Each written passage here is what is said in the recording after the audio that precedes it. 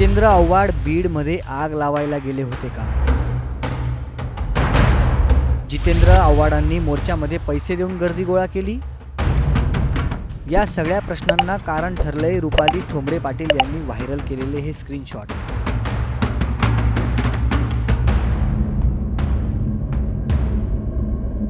बीड मोर्चामध्ये सहभागी असणाऱ्या जितेंद्र आव्हाडांच्या व्हॉट्सअप चॅटिंगचा एक स्क्रीनशॉट त्यांनी शेअर केलाय।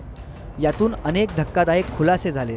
पण खरंच ही चॅटिंग जितेंद्र आव्हाडांनी केली का?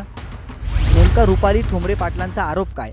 यावर जितेंद्र आव्हाडांनी काय प्रत्युत्तर दिलं? याचाच सविस्तर आढावा या व्हिडिओतून घेणार आहोत। हा जो काही स्क्रीनशॉट आहे जितेंद्र आव्हाडांनी कोणाला केला हे ते जास्त चांगलं सांगू शकतील। त्यांना सगळ्या डिटेल्स माहिती आहेत, ते मोठे अभ्यासक आहेत।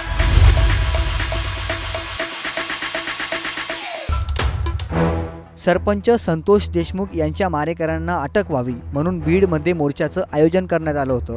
याच मोर्चानंतर रुपाली ठोंबरे पाटलांनी एक फेसबुक पोस्ट करत मोठा गौप्यस्फोट केला।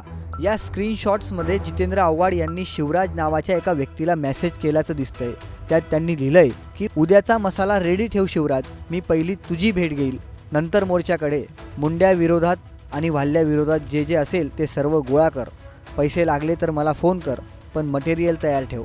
आणि मोर्चात मुस्लिम आणि दलितांनाही गोळा करता आलं तर करा, पैशांची काळजी करू नको। आंबेडकरी चळवळीतील दीपक केदार म्हणून माझा माणूस आहे, त्याला ही संधी द्यावी। मी सांगितलं आहे कसं काय कुणावर बोलायचं। उद्या मुंडेला घोडे लावू, कसा मंत्री राहतो आणि अजित याला पक्षात कसं ठेवतो ते आता बघू।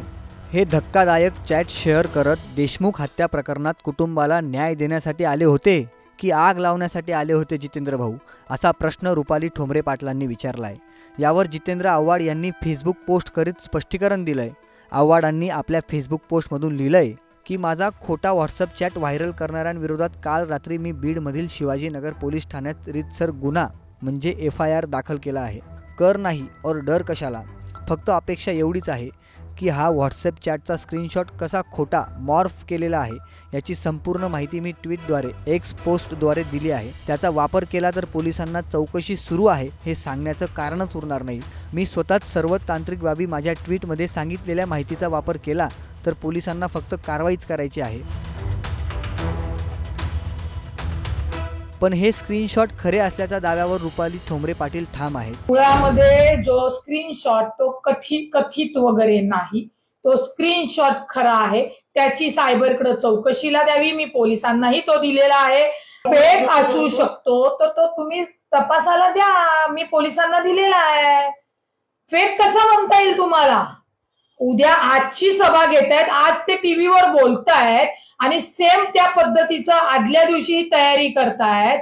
हा विचारा ना जितेंद्र आव्हाड भाऊंना की कोणाला तुम्ही कुणाशी बोलले होतात, त्यांनी म्हणू द्या। त्यांना काय उत्तर द्यायचं ते लोकशाही अधिकार आहे। जे काही उत्तर मला द्यायचं ते कायदेशीर आणि पुराव्यानिशी देणार। आव्हाडांच्या या स्पष्टीकरणानंतर पुन्हा रुपाली ठोंबरे पाटलांनी पोस्ट करत आव्हाडांचं आव्हान स्वीकारलंय। त्यांनी आव्हाडांना बीडमध्ये भेटण्याची तयारी दाखवली आहे आणि तपासात सहकार्य करणार असल्याचंही सांगितलंय। आव्हाडांनी रुपाली ठोंबरे पाटील यांच्या विरोधात गुन्हा दाखल केलाय।